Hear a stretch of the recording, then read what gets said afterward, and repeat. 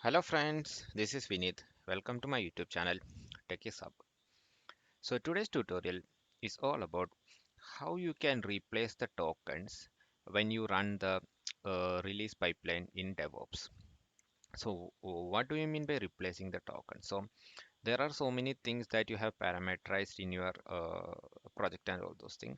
So at the time of running the release pipeline, if you want to parameterize all those things, then you can make use of this replace tokens concept. So what it is like, we will be mentioning something inside the curly braces, and then we will replace it with some other values at the time of the running the release pipeline, and that will be taking into the project itself. So for example, this is the project that I have created, and I'm using MS Test.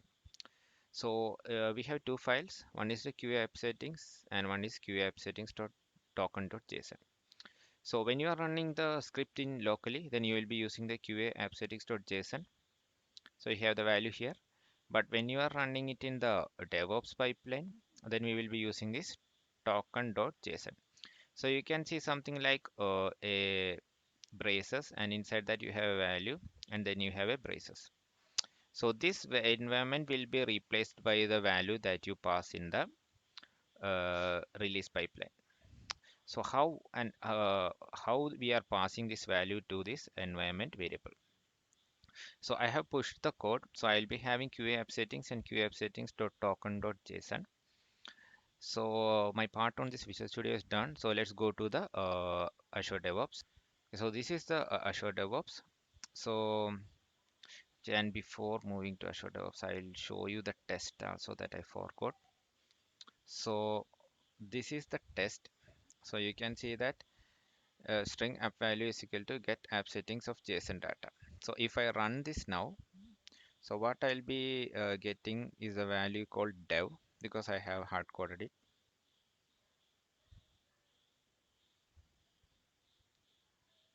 So you can see I will be getting this dev. So what I have done is I have a method called get app settings. So where I'll be actually taking the value from JSON. Then based on the key value pair, I'll be getting the value of that key. So it's like a serialization and the deserialization of the JSON file. Then I'm iterating through all the key value pairs, and I'm finally getting the value of the key that I provided. So the key is envts. So it's dev. Okay, so that's how it happens. And now I'm going to my DevOps. So DevOps, in the pipeline section, there is something called libraries. And here we can actually create a variable group. So for my testing purpose, I have created one variable called test stage, and I have said that for environment you give it as stage. So consider that you have a different environment, so you can give different variable group, one for stage and one for dev.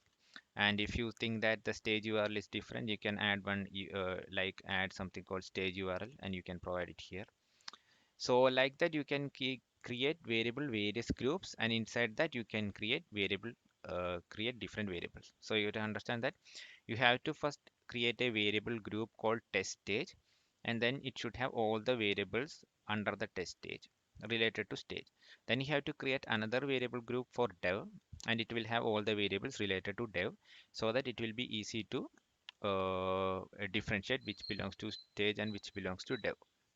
So once the variable group is created, now I will be going to my release.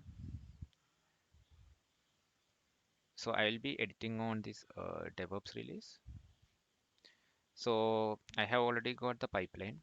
So I will run the pipeline, and I have the artifact in the artifact ready, which I'll be using in the release. So if I click on the for task, so I have one task for PowerShell script. So what it is happening is, as I have already mentioned, I have QA app settings.token.json and QA app settings.json.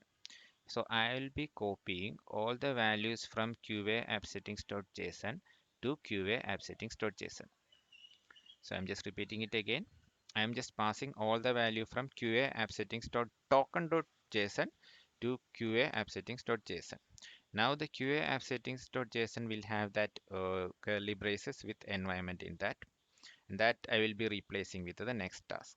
So I have given it as inline, and I have given the script, and I have given something called stop and all those things. So before giving the script here, you just run it manually in your local machine and make sure that it is replacing. Now then what you have to do, you have to go to the marketplace and add something called replace tokens. So it's not available actually in the default version. You have to actually install it from the marketplace. Okay. So once that is done, so it will be coming here. So this is the replace token.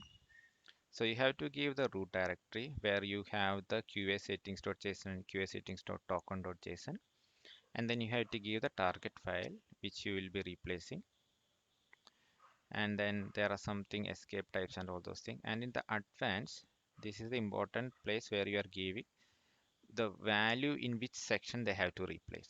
So I have given hash and a curly braces. So you know that in my token.json I have already given this. So it will replace whatever that comes in between these variables.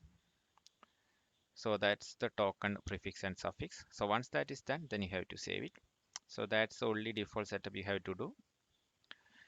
And then you have to just create a release. So click on the stage and create. So it has been started. Deploy it manually.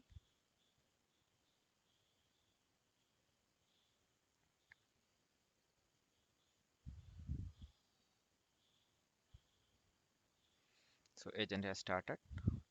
So I will pause the video for around 1 minute or something, then I'll be back. Okay, so it has done some tasks. So if I go to my PowerShell script task,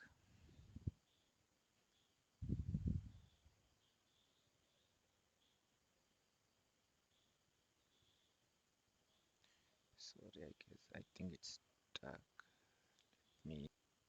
Okay, so you can see that actually it has copied in the PowerShell script. So if I go to the next task, so you can see that one token replaced out of one. So my okay, so the copying is also done, and you can see all the scripts are run. So if I go to the test, so you can see one test case pass, so that's also working fine. So let's see whether it has actually changed or not, because earlier it was dev and I changed it to stage.